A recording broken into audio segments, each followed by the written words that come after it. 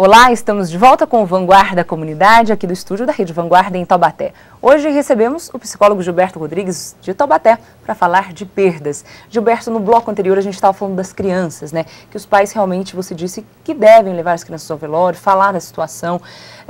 Agora, com relação ao após a morte, o período depois, para os próximos meses, os próximos anos, como que o pai pode identificar se a criança está sofrendo com aquilo, né? Se ela pode caminhar para um caso, por exemplo, de depressão, ela precisa ter um acompanhamento psicológico, como fica o pós-morte depois? Após a morte é fundamental que a criança, isso vale para qualquer pessoa, aliás, que a criança elabore essa perda, que ela vá compreendendo essa perda. Elaborar uma perda não implica fazer isso sem tristeza. Quer dizer, a tristeza é alguma coisa absolutamente natural quando se perde uma pessoa querida. O problema é quando essa tristeza começa a ficar demasiadamente prolongada.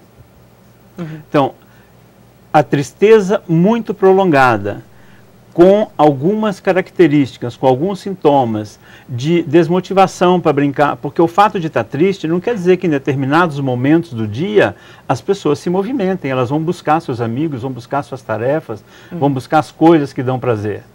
Quando começa a haver um processo de apatia, de desinteresse associado a essa tristeza, é muito importante que se converse com essa criança. Os pais, em caso de dúvida, seria muito interessante que buscasse ajuda profissional.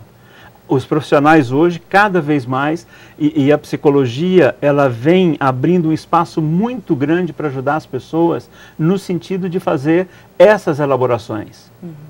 Porque, na realidade, não vai fazer com que a criança compreenda melhor. Vai fazer com que ela elabore e que ela vivencie essa perda. Essa vivência é que vai provocar a compreensão.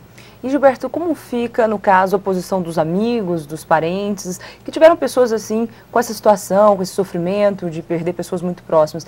As pessoas devem ir, devem participar, devem ajudar, devem tentar entreter, devem fazer alguma coisa, ligar, participar ou não, deixa aquela pessoa quieta, ou mais vai atrapalhar do que ajudar? O que deve fazer nessa hora? Então, ou cada caso é um caso, novamente? Não, é muito interessante porque há dois modos de olhar para, vamos chamar assim, para essa visita pós-morte, ou para essa visita fúnebre, se pudermos chamar assim. Eu acho que se formos visitar para levar o nosso carinho, para levar o nosso colo, para levar o nosso sentimento de pesar por aquela pessoa que também era amigo, que também era conhecido, que também era um vizinho, isso é extremamente saudável.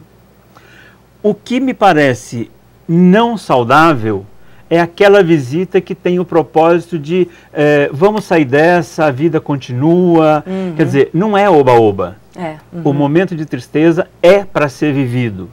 A visita é para ser vivida, independente se ela vai provocar mais lembranças daquela pessoa que se foi, se ela vai até provocar mais choro, isso não faz mal.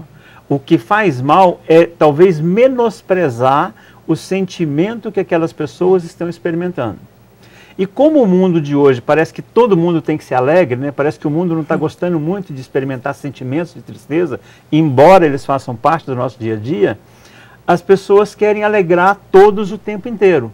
O que nós poderíamos chamar que isso é um desrespeito ao momento de tristeza de cada um.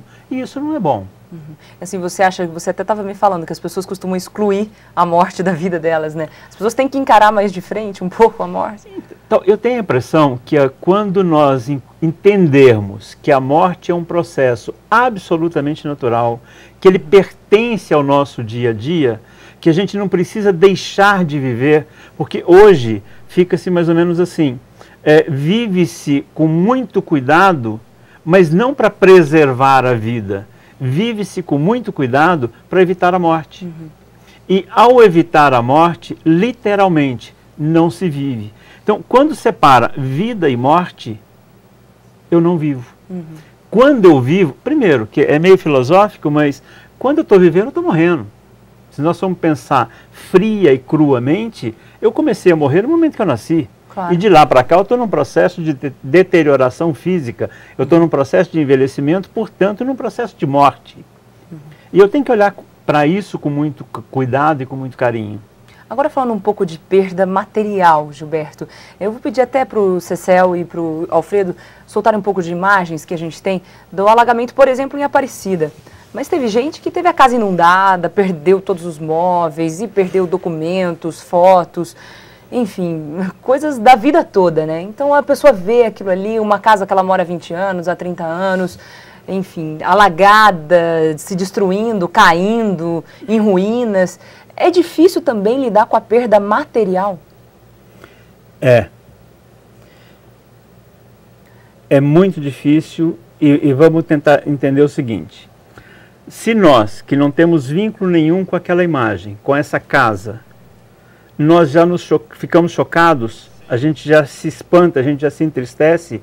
Imagina a pessoa que viveu, como você disse, naquela casa 20, 30 anos. Quer dizer, quanto significado existe naquele amontoado de tijolos que aquela pessoa projetou, que aquela pessoa colocou e que de repente está indo embora numa enxurrada. Então a perda, ela vai ser além da casa, ela vai significar mais que a casa, ela vai significar também a casa, mas principalmente o que essa casa está levando de mim. E essa perda, isso que ela está levando, vai gerar luto em mim, tanto quanto a perda de uma pessoa, de um ente querido. E assim, e como encontrar forças nessa hora, Gilberto? Assim, que a pessoa tem que reconstruir a vida, a própria casa, os bens, e ainda tem que trabalhar dia a dia, dar conta da rotina do dia a dia, e é difícil viver, né? E eu não sei se há uma receita, né? O que espanta positivamente é que às vezes a gente vê as pessoas buscando forças e não sabemos onde. O que podemos dizer é o seguinte: a família ajuda muito, os amigos ajudam, os vizinhos ajudam. Quer dizer, aquela sensação, mesmo tendo perdido, por exemplo, uma família inteira, mas aquela sensação de que eu não fiquei sozinho no mundo, que eu posso reconstruir a minha vida para o meu mundo, para esse mundo que me cerca, isso me parece uma fonte muito significativa de força. Então essas doações que a gente vê, essa onda de doações acontecendo, isso também acaba ajudando de uma certa maneira, porque é o Brasil todo se mobilizando, por mais que não seja um amigo, uma pessoa próxima, acaba querendo, acho que as pessoas querendo ajudar, todo mundo vê, se comove com a tragédia. Você acha que pode ajudar também um pouco? Eu acho que pode ajudar muito. Além da questão material, então, por exemplo, para quem não tem arroz, arroz é vital naquele momento, mas além disso, a sensação de que depois de tantas perdas, eu não fiquei ao abandono, isso pode também ser uma grande fonte de busca para essa reconstrução interior. Tá certo, Gilberto, a gente continua falando de perda, só que no próximo bloco, perda de um grande amor. Não perca, a gente volta já já.